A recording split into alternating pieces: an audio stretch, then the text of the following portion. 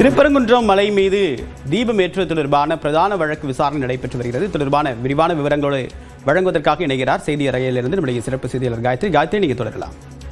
நிச்சயமாக தேவப்பிரியன், இந்த மூல வழக்குல தமிழ்நாடு அரசு தரப்பிலிருந்து வாதங்கள் முன்வைக்கப்படுகிறது.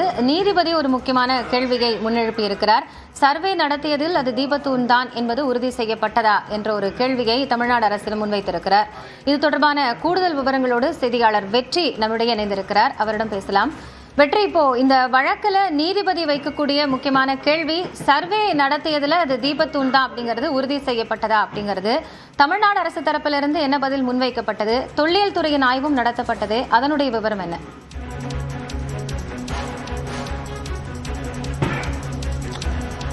காயத்ரி, இந்த வழக்கினுடைய விசாரணையில அரசு தரப்புல பிரதானமா சில வாதங்களை முன்வைக்கிறாங்க. ஒன்னு, தர்காவுக்கு பக்கத்துல அந்த தூண் இருக்கு, அங்க தீபம் ஏத்துறதுனால சமூக நல்லிணக்க பிரச்சனை வரும். ஒன்னு. ரெண்டாவது, கோயில் மலை மேல எந்த இடத்துல தீபம் ஏத்தணும் அப்படிங்கிறது கோவில் நிர்வாகத்தினுடைய முடிவு. அந்த முடிவு அதுக்கு எங்க முடிவு அவங்களுக்கு உத்தரவுகளை நீதிமன்றம் கொடுக்க முடியாது அப்படிங்கிறது ரெண்டாவது. மூணாவது, அது தீபமே, அது தீபத்தூணே அல்ல, அது தீபத்தூண் தான் அப்படிங்கிறதுக்கு இதுவரைக்கும் எந்த ஆதாரமும் எங்கேயும் இல்ல, அப்படி எதுவும் நீதிமன்றத்திலையும் தாக்கல் செய்யப்படல அப்படிங்கிறது மூணாவது வாதம். நான்காவது என்ன சொல்றாங்க அப்படின்னா, 1920 தொடங்கின அந்த வழக்கினுடைய முதல் உத்தரவு, உரிமையல் உத்தரவு வந்தது இல்லையா, அந்த உத்தரவுலேயே தீபத்தூண் சம்பந்தமா எந்த விவரமும் கிடையாது.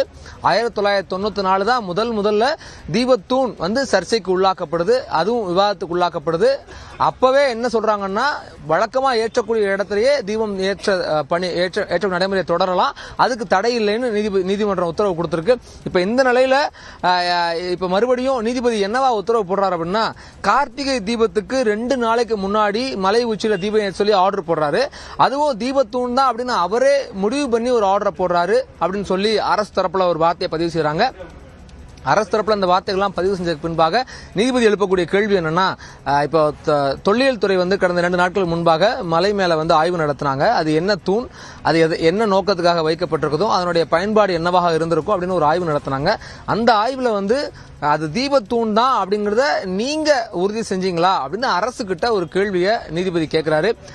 இப்போ நீதிபதியுடைய கேள்வியை தொடர்ந்து அரசு தரப்புல என்ன வாதம் முன்வைக்கிறாங்கன்னா, நெல்லித்தோப்பு, தர்கா இதெல்லாம் அமைஞ்சிருக்கக்கூடிய அந்த பகுதிகள் தர்காவுக்கு சொந்தம், மற்றவை கோயிலுக்கு நிர்வாக சொந்தம்னு ஏற்கனவே அரசு தீர்ப்பு வழங்கப்பட்டிருக்குது அப்படிங்கிறத சொல்றாங்க. அப்புறம் ரொம்ப முக்கியமா ஒரு கேள்வி, ஒரு வாதம் என்ன சொல்றாங்கன்னா, அரசுல 100 வருஷத்துக்கு மேலாக மலை உச்சியில தீபம் ஏற்றுவதற்கான அந்த ஆதாரப்பூர்வ பணிகள் அப்படிங்கிறது இந்த உச்சி பிள்ளையார் கோயில் பக்கத்தில் நடந்துகிட்டு இருக்குது. ஆனா இந்த இடத்துல புதுசா தூண்ல தீபம் ஏற்றுறது சொந்தமா ஏற்கனவே பிரச்சனை உருவாக்கப்பட்டு, ஏற்கனவே வழக்கு தொடரப்பட்டு, அந்த ஏற்கனவே வழக்குல தீர்ப்பும் கொடுக்கப்பட்டிருக்குது. பழைய இடங்கள்லயே பாரம்பரியமா எங்க ஏற்றாங்களோ அங்கேயே தொடரலாம் அப்படின்னு தீர்ப்பும் கொடுக்கப்பட்டிருக்குது. அப்படி இருக்கும் பட்சத்துல இப்ப மறுபடியும் இந்த பிரச்சனை புதுசா உருவாக்கப்படுது, புதுசா இந்த வழக்கு தொடரப்படுது அப்படிங்கிற வார்த்தைகளை அரசு தரப்புல பதிவு செய்யறாங்க. அரசு தரப்புல ரொம்ப முக்கியமா இன்னொரு வார்த்தையை சொல்றாங்க. என்னன்னா, டிசம்பர் 3ஆம் தேதி கார்த்திகை தீபத்தன்னைக்கு நீதிபதி மலை மேல தீபம் ஏற்ற உத்தரவிடணும் அப்படின்னு போட்ட உத்தரவை எதிர்த்து உத்தரவை அமல்படுத்தல ஒழுங்கா அப்படின்னு ஒரு நீதிமன்ற அவமதிப்பு வழக்கு மனுதாரர் தொடர்றாரு. அந்த அவமதிப்பு வழக்குல தொடர்ந்ததுக்கு பின்பாக நீதிபதி உத்தரவு போறாரு, மனுதாரரே மேல போய் தீபம் ஏற்றலான்னு போட்டாரு. அந்த உத்தரவை செயல்படுத்தும் போது ஒரு சட்டம் ஒழுங்கு சீர்கூடக்கூடிய ஒரு நிலைமை ஏற்படுது. அதன் காரணமாகத்தான் ஆட்சியர் 144 தடை உத்தரவு பிறப்பிச்சார். அந்த உத்தரவையும் நீதிபதி ரத்து பண்ணிட்டாரு அப்படின்ற வார்த்தைகளை அரசு தரப்புல பதிவு செய்றாங்க. காயத்ரி, ரொம்ப முக்கியமா அவங்க அரசு தரப்புல முன்வைக்கக்கூடிய வாதம் என்ன அப்படின்னா, மலை மேல தர்கா இருக்கு, அது பக்கத்துல தீபம் இருக்கு. முதல் பாயிண்ட், சமூக நல்லிணக்கம் கெடும் முதல் பாயிண்ட். ரெண்டாவது பாயிண்ட், கோவில் நிர்வாகத்துக்கு எங்க தீபம் ஏத்தணும் அப்படிங்கறத நீதிமன்றம் உத்தரவு போட முடியாது. மூணாவது பாயிண்ட், அது தீபத்தூணே அல்ல, அது தீபத்தூண் தான் அப்படிங்கிறதுக்கு எந்த ஆதாரமும் கொடுக்கல. நாலாவது பாயிண்ட் என்ன சொல்றாங்க அப்படின்னா, இந்த விவகாரம் இதுவரைக்கும் 100 வருஷ தீர்ப்புகள், 100 வருஷ நடைமுறைகள் எங்கேயும் வரல. 1994 துவங்குது புதுசா, அப்பவே தீர்ப்பும் ஒழுங்கா முறையா கொடுக்கப்பட்டிருக்குது, பல இடங்களிலே தொடரலாம் அப்படின்னு. இதெல்லாம் தான் முக்கியமான வாதம் இதுவரைக்கும். இப்போ குறிப்பா இன்னொரு வார்த்தையை என்ன செய்யறாங்க அப்படின்னா, அரசு தரப்புல பதிவு செய்யறது, 74 ஆண்டுகள் அமைதியாக தீபம் ஏற்றப்பட்டு இருந்தது. அதாவது தீர்ப்பு வந்து அந்த 1920 இருந்து 74 வருஷம் அமைதியா தீபம் ஏற்றப்படுது. 1994 ஆண்டுக்கு பிறகுதான் மறுபடியும் தீபம் குறித்த பிரச்சனை வருது. வழக்கமான உச்சிப்பிள்ளையார் கோவில் அருகே தான் தீபம் ஏற்ற வேண்டும் அப்படின்னு நீதிமன்றம் அப்பயே உத்தரவு பிறப்பிச்சிருந்தது அப்படிங்கிறாங்க.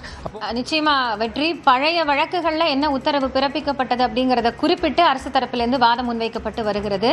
இந்த வாதம் குறித்து தொடர்ந்து இருக்கக்கூடிய கூடுதல் தகவல்களை நாம் பேசலாம் ஒரு சிறிய இடைவேளைக்கு பிறகு.